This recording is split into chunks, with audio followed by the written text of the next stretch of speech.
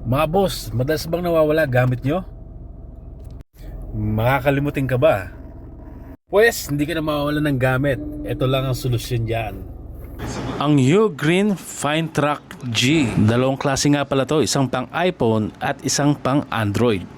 At dahil naka-Android tayo, syempre pang Android yung binili natin. Sige, unbox natin. Ito nga pala yung mga laman niya.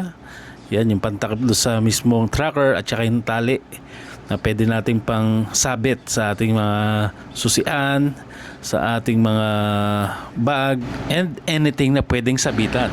Napakadali niyang gamitin. Pipindutin mo lang yung mga button, ma-on mo na siya at ma-off.